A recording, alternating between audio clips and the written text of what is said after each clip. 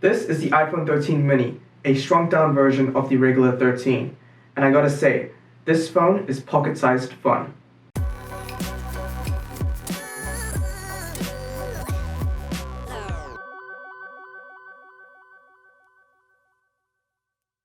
So I've used this phone for a couple weeks now, and I gotta say, it really is a blast from the past. After using giant phones for so long, going back to this compact form factor was really fun. However, it does come with its own set of issues. So let's get into it. Starting with design. So I've said it before, I'm a fan of the boxier design that was implemented on the 12 series.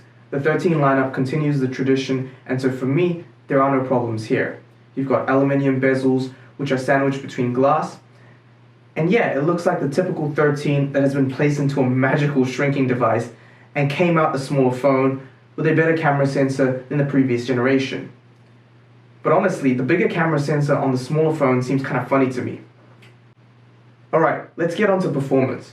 And while you get all the benefits of the A15 chip, the compact nature of the device makes it hard to enjoy gaming for prolonged periods of time, as the screen to me just feels too small. And games which rely on lots of information being displayed suffer. Other than that, navigating the UI is a fluid experience, and while flipping through apps, I encountered no problems. And while it may not have the screen refresh rate of its bigger brothers, performance is really good. Going in and out of apps was no problem at all, and all my apps were kept on memory, so anytime I had to switch between apps or go back to recently used apps, I could pick up right where I left off. Alright, so speaking of screen, the 13 mini uses a 5.4-inch Super Retina XDR display, which actually makes it a really good choice for those who prefer smaller screens, and smaller phones in general. The 13 mini has great viewing angles and does get plenty bright. The only downside is the lack of the 120Hz adaptive refresh rate, which is only available on the 13 Pro lineup. Alright, so let's move on to cameras. Alright, so you get a dual 12 megapixel camera system, which includes your standard wide with f1.6 aperture and an ultra wide with f2.4 aperture with a 120-degree field of view. And I gotta say, the camera system to me looks fine on the regular 13, but on this shrunk down 13 mini, it kinda looks bug-eyed, which is kind of funny if you ask me. Alright, so moving on to the features, you've got portrait mode with advanced bokeh and depth control, smart HDR4, photo geotagging, night mode, and auto image stabilization. With this setup, you're able to get accurate target exposure as well as nice and accurate colors with decent white balance in most conditions. You also get quicker autofocus than the previous generation, plus nighttime photos retain a decent amount of image quality with less noise. Alright, so switching to video, you've got cinematic mode for recording videos with a shallow depth of field in 1080p at 30 frames per second. With video, you get smooth autofocus and great dynamic range with incredible stabilization.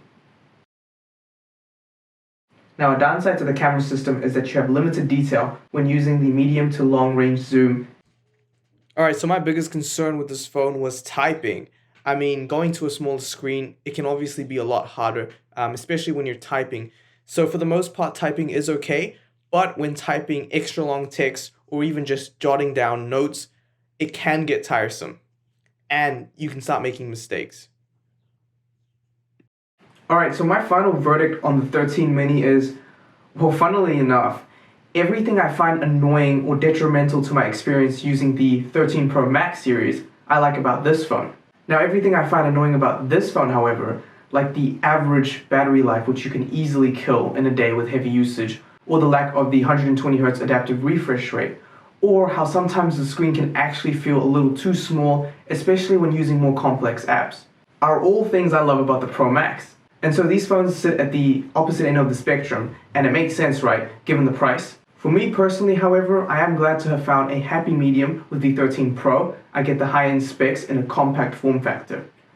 But this isn't about me, this is about you. And so, if you're a person that values single-handed operation and a compact form factor, and are not willing to lug around a Goliath of a smartphone.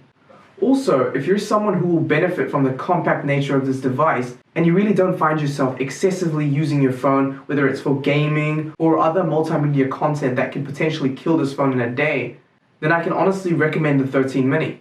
The 13 mini, a phone that honestly feels like an iPod Touch on steroids. Now, I never had an iPod Touch, but I imagine this is what it would be like, with the added ability to make calls as well. Now, I enjoyed my time with the 13 mini, mostly for the nostalgic feeling of using a small and compact phone again. And if you're someone that can appreciate the compact nature of this device and don't really use your phone that much to a point where you won't be running out of battery on a day-to-day basis, then I can honestly recommend this phone to you. Thank you so much for watching. Like and subscribe if you want more content. I guess we're out of time. I'll catch you in the next one.